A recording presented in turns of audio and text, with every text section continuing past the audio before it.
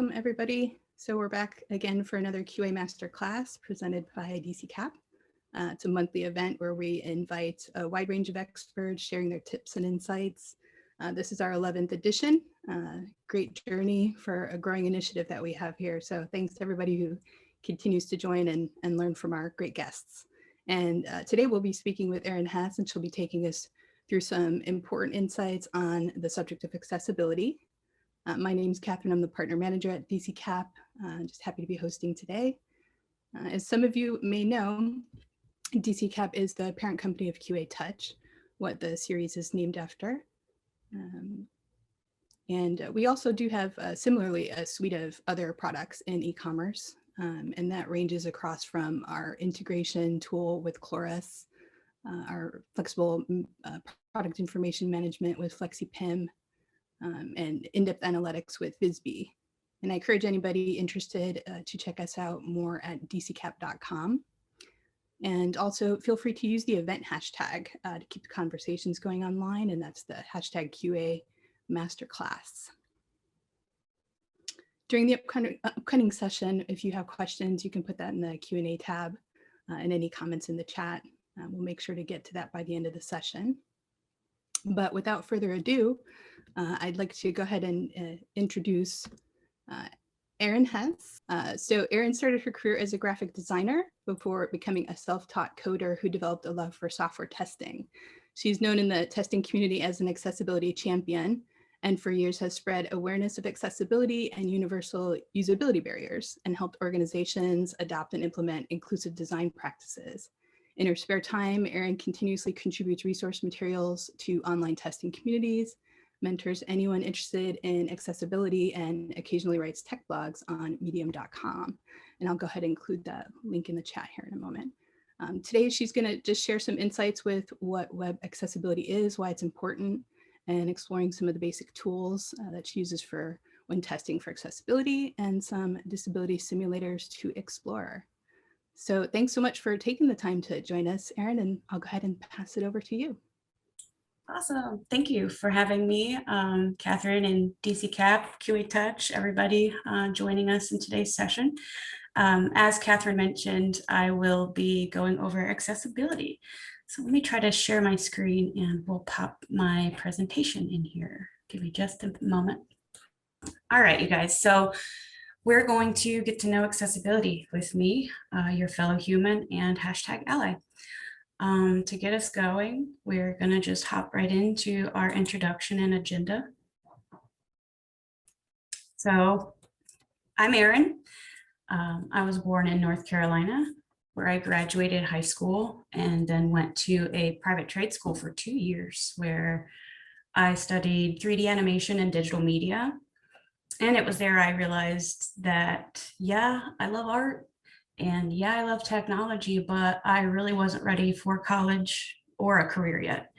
I think like most people, 18 or 19 years old, you're really not sure what you're going to be doing when you quote unquote grow up. So I went ahead and moved to live with my dad and my twin brother in Ohio.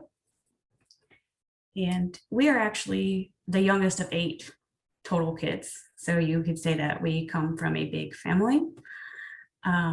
Once I got settled in Ohio, I enrolled in the University of Akron, where I continued studying graphic design and ultimately photography and painting. And it was during this time I began seeking work as a graphic designer, and I found it kind of hard to land a job, especially like the ones that I thought I was going to find. So I remember one day, actually remember the day I decided to switch careers. I was sitting at my desk editing like the 9th photo of this lady who just wanted to look flawless for her business cards. And I thought to myself, there's got to be something more meaningful than this. Like, I've got to find something more meaningful than editing photos. So through some friends and networking, I was offered my very first corporate job working at a client support center for a medical billing clearinghouse. And this was in Ohio. They are called QAM. So there I started in the call center. I began to understand the ins and outs of working for corporate what software development and the software development process involved, what QA was, what QA wasn't.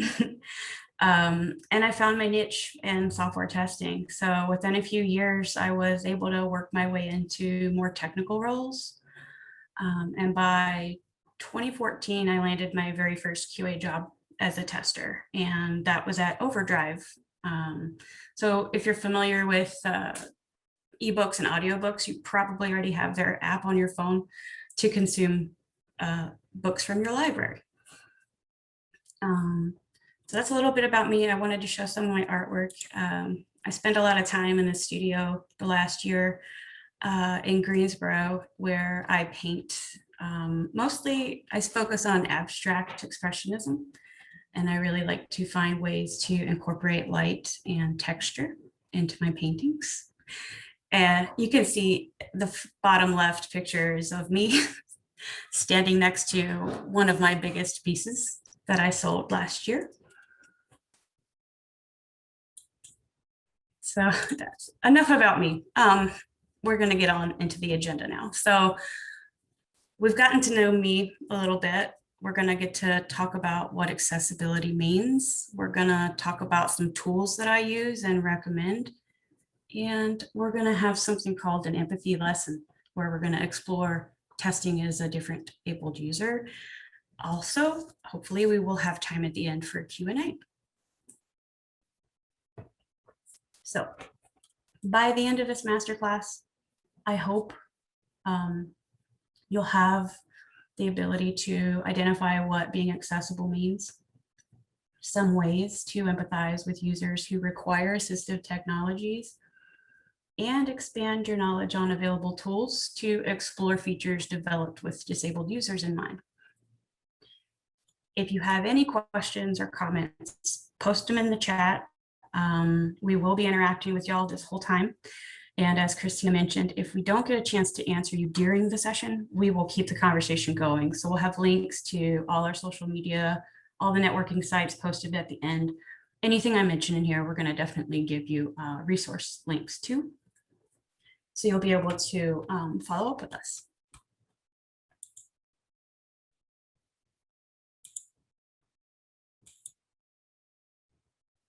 So this is why you're here.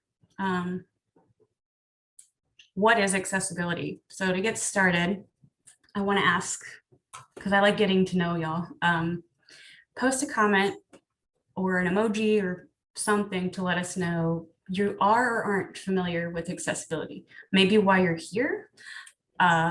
Maybe you have a disability and you want to know more, or maybe you have a friend or a family member who uses assistive technology or device. So what is accessibility? In general, it refers to the design of products and environments for people with disabilities. Examples are wheelchairs, ramps, hearing aids, and braille signs. In the IT world, we often describe it as hardware and software designed to help those who experience disabilities. So in our masterclass today, we're going to focus on web accessibility.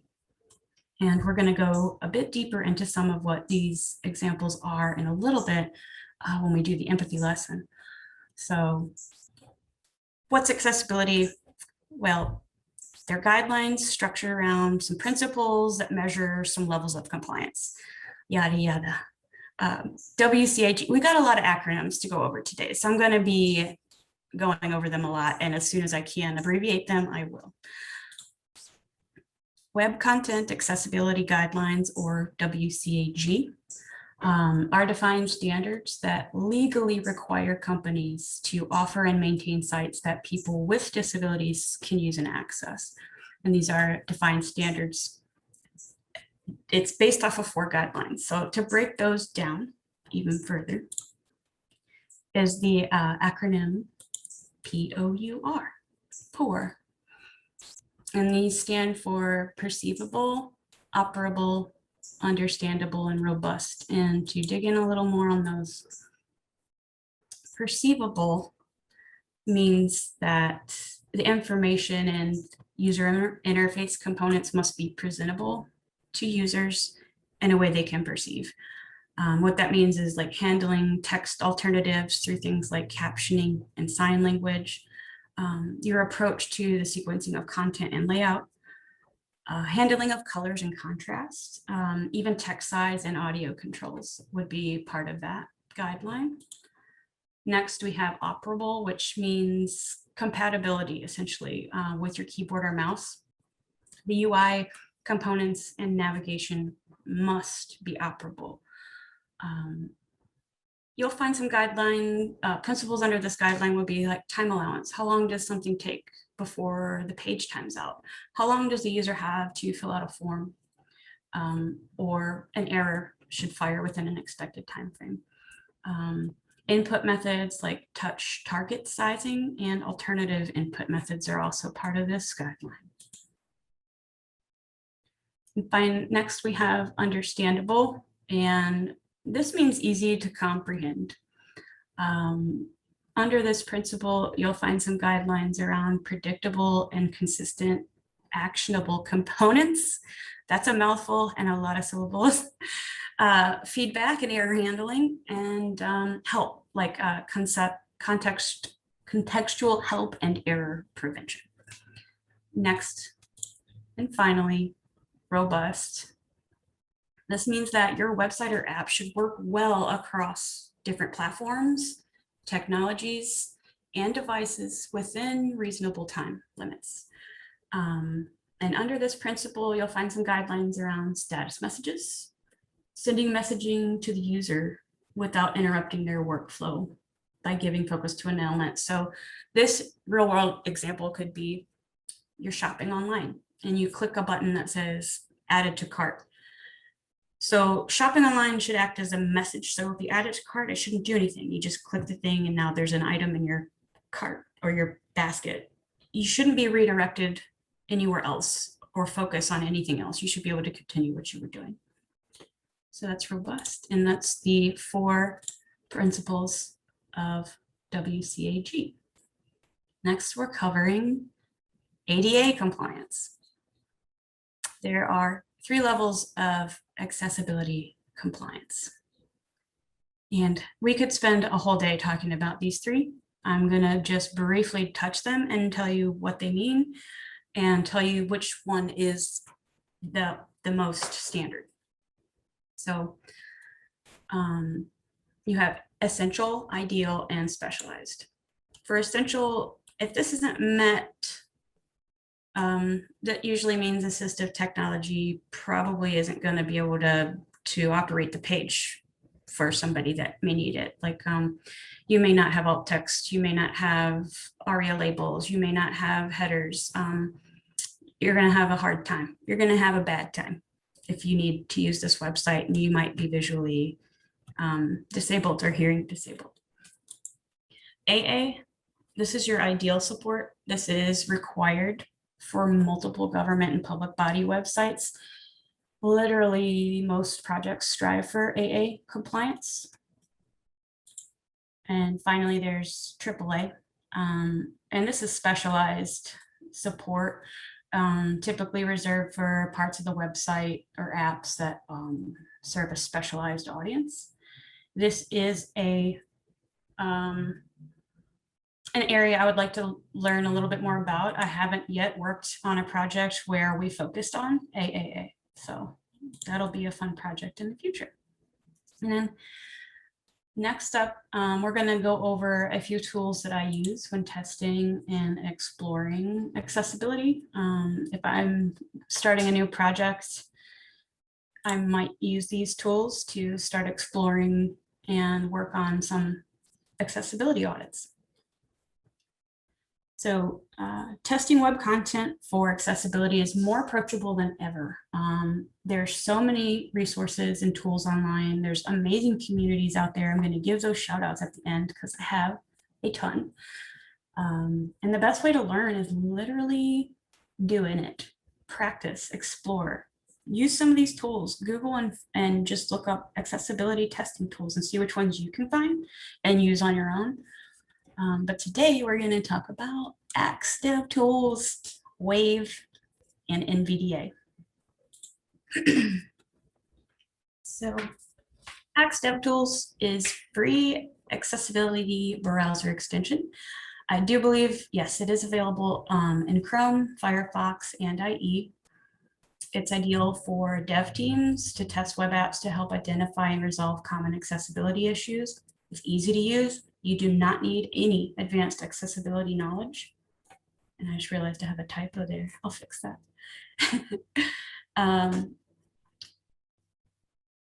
You can go to www.dq.com. We'll have these links available for you guys too. I enjoy Axe DevTools just from the robust interface, and I just kind of like the way it looks and behaves. It uses built-in references and solution patterns without requiring deep knowledge of accessibility standards, like I mentioned. You kind of take for granted almost that it is keeping up to date on the most recent guidelines and compliance structures.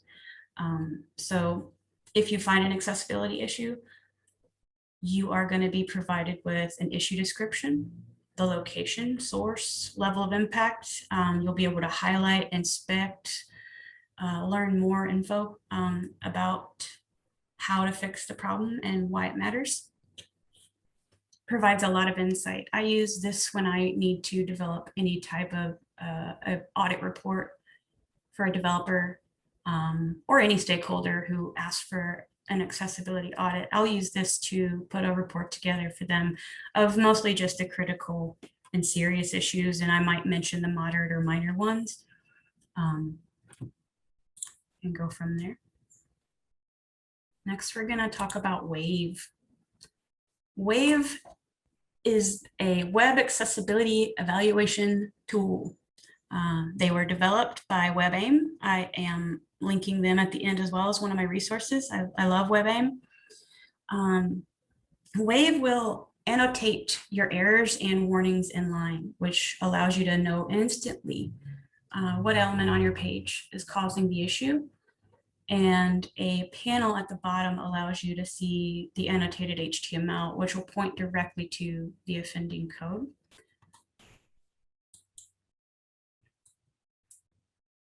And then, so you'll see, this is just a screenshot, but if you play with this tool, it's very interactive. You can click on the error icons and pop-ups with information about the error appear. It'll have additional information in the sidebar about which WCAG guidelines cover it, how it's affected, and how various types of users are affected. And it also goes over recommendations on how to fix it. I love Wave. It's a fully featured and fun tool to use. And next is NVDA. And the first time I used this tool, I was working at Overdrive, and it was kind of fun and kind of annoying. You're about to find out why. I'm going to give you a short video that they created themselves. I couldn't find a better way to display this, so this is how we're going to get it.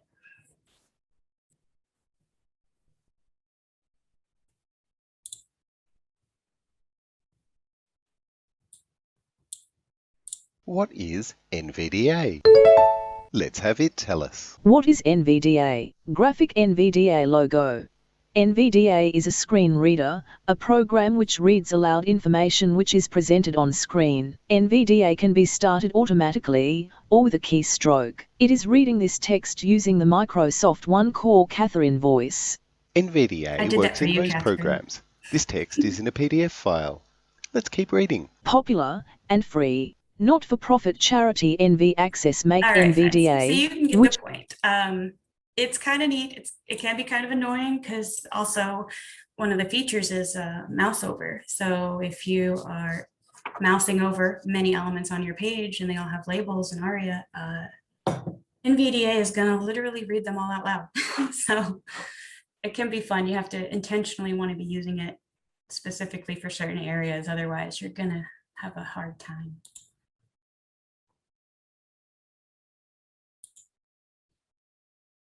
All right, so here comes the fun part. I should have used a sweeter, nicer looking picture because she looks like she's about to fall off a cliff. And that's not the purpose of this empathy lesson. So I've always felt that empathy is one of the foundations of software testing because as I have learned, I am literally putting myself in someone else's, air quotes, shoes and forcing an experience of that web content differently, intentionally, with the goal of validating how accessible this website is for different types of disabled users. So why not encourage you guys to do the same thing? So to food for thought, I'm going to throw some questions out and then we're going to try this together. Have you ever tried to navigate your favorite website without using a mouse? Ever wonder what someone with color blindness or dyslexia experience when viewing web content? What if you suddenly developed hearing loss? How would you adjust to your new barriers? How have your fine motor skills changed over the years? People don't think about that. So you're maybe a completely able-bodied human being right now, but we all get old. And as we age, our bodies deteriorate and things stop working as well as they used to. Accessibility doesn't just reference, visual or hearing loss or anything like that. Did you know that the most common categories for accessibility are pain, flexibility, and mobility, followed by mental health, dexterity, and hearing, and then seeing, learning, and memory. A lot of people I've talked to about accessibility and testing immediately go to screen readers or closed captions or some other form of audio or visual. And it surprised me when I started digging up and doing research about statistics and what all the different categories are, that I found this information. It blew my mind. And it makes sense. If you think about it, the aging population is probably one of the largest populations of disabled users. So here comes the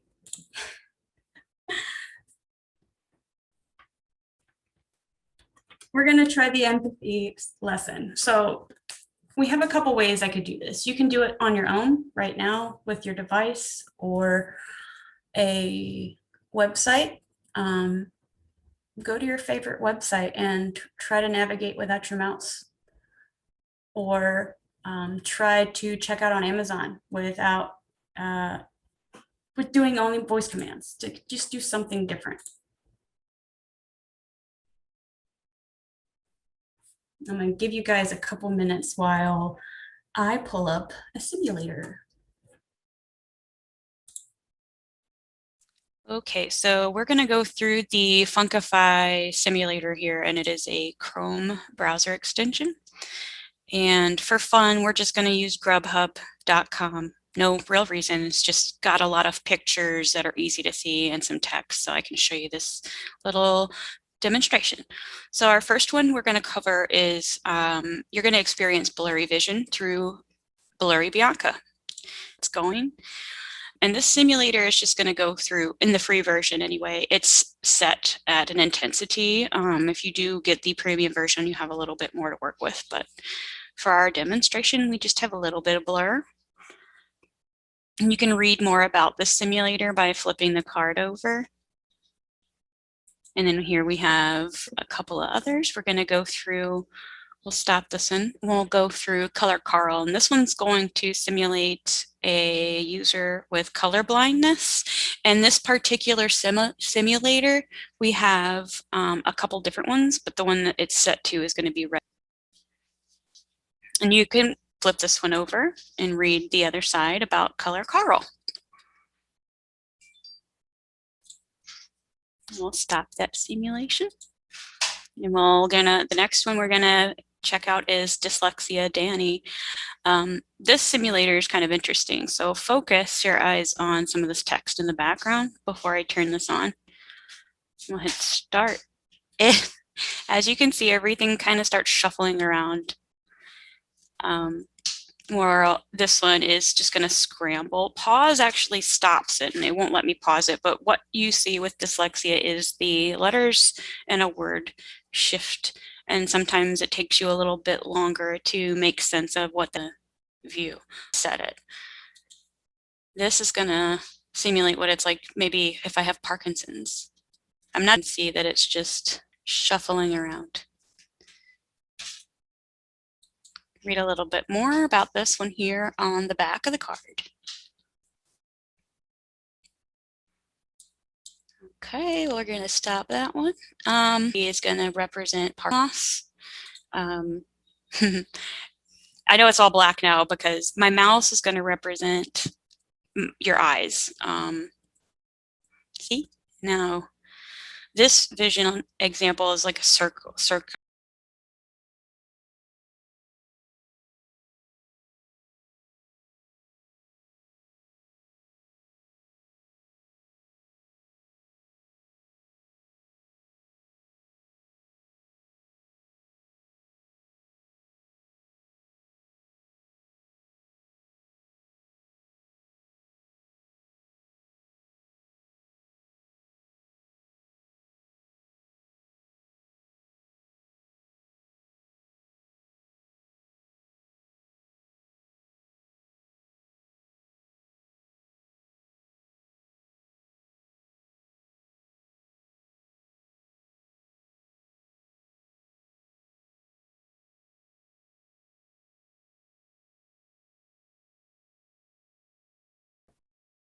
All right, so we're at the end almost before Q&A, and I do want to say these are great testing communities out there. I have just thrown myself into them over the last couple of years, more recently with Testim, QA Fox, and QA Touch. I've been hanging out with Ministry of Testing for probably 4, 5, or 6 years.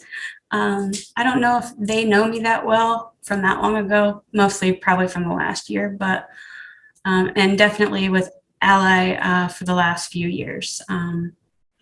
Keep in touch with me. I'm at Queen Tester on Twitter, and you can find me on LinkedIn at Erin-Hess.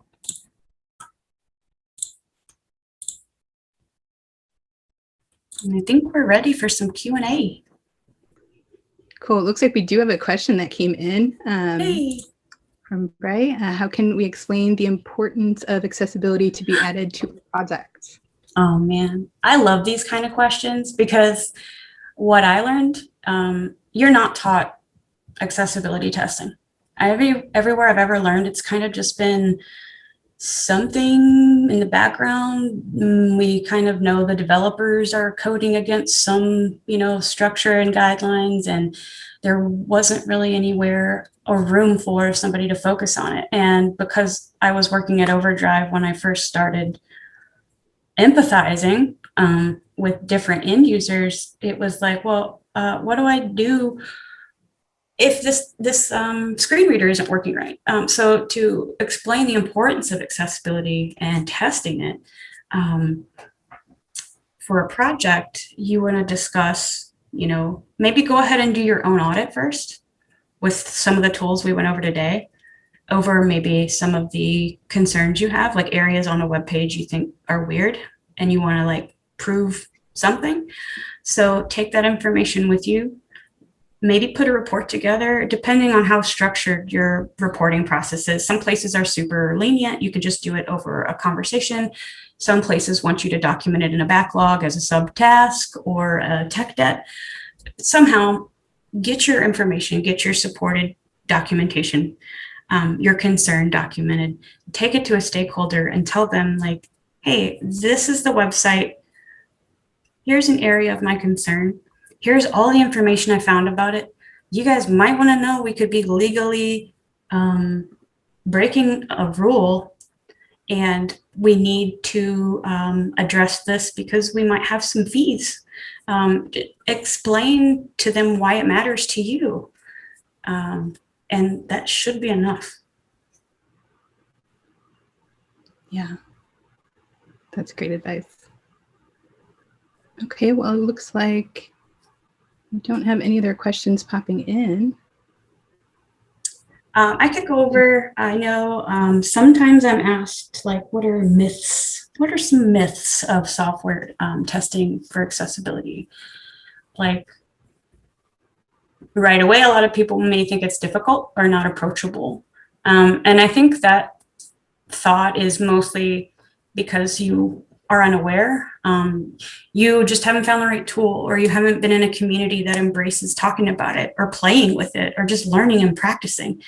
I literally fell into it because I was testing features for these other users, and I'm like, I'm not blind. How am I supposed to test this for somebody who's blind? How am I supposed to test, like, what is a screen reader? There were so many things, so many accessibility features that I used and didn't realize they were developed because of these other users, like the dark theme on Facebook or in anything that uses a dark theme now. A lot of people are like, that's cool. Developers created that because they like sitting in the dark rooms. Like, it's not just for those people. It's because of the high contrast. Some people have sensitive eyes, and those dark themes are going to relax that person and make them be able to absorb and consume that content easier. Yeah, that's a great point. It's a lot deeper than that, right? It's so much deeper than that. Yeah. And I could have a whole discussion on empathy, though. Like that was a big discovery. Me and another friend of mine, Jenny Bramble, discuss empathy and testing all the time. Yeah. Yeah. I mean, the two go hand in hand. I imagine I can't see a separation. It really does. I really think it does. Yeah. Certainly would help anyway in terms of putting you in the mindset of the user. And then I'd imagine that's, half of the challenge is being able to understand it from the user's perspective. Yes, exactly. Awesome. Sure. Anybody else doesn't have any questions?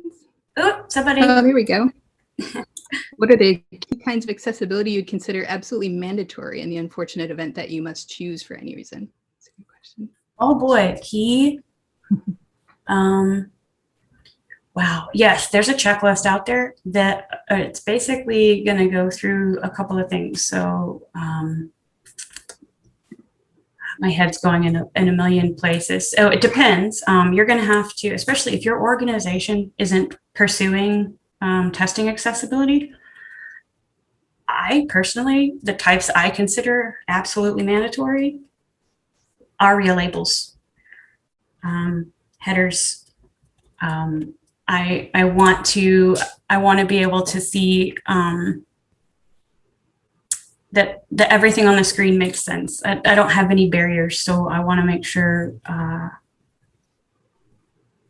alt text is there, sequencing, layout, color contrast.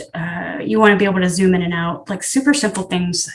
I feel like I'm making it harder to explain, but you want to be able to tab through your page and make sure that the tab order makes sense. You want to make sure that your tags are labeled.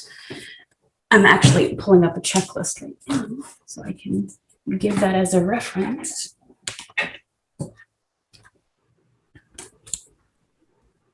And it really depends, like what are you checking? Is it a web app? Is it a mobile app? Is it expected to be used only on a desktop browser? Is it expected to be used on a mobile device? So then you have that hierarchy of device testing on top of the UI and UX. So there's a couple. Well, Erin, again, I mean, thank you so much. It really was an excellent presentation. I know you said you didn't get to go through everything, but. Yeah, we'll have to do another one. I mean, darn. Well, there's still a lot, I'm sure, to even touch on and go through in this field. So. There sure is. Like, there's so much to talk about. Like, I had to break it down in the beginning because globally, everybody references as just accessibility, but there's onion layers. So you got accessibility in general, in the world, in your environment, physical. Then you've got the IT side, which is your software and, the development side. So there's even more than that. Sure, it keeps going, branching out. Well, yeah, I mean, certainly would love to have you back again for some more insights. You know, for now, just thank you again for taking the time to speak with our QA community about your experiences and, you know, sharing your knowledge. Well, everything, it was great. Again, and we'll have, you know, these sessions up on our website as well, post-event, once they're edited and published. So we'll have more ability to kind of go back and go through what you had presented to us. And again, we do have these events monthly, so keep watch out for the next month event. You can see all of them at the dccap.com/events. But that's it for today's session, everybody. Just want to thank you so much for joining, and again to Erin. And thank you so much for having me. This was awesome. I really enjoyed it. My pleasure.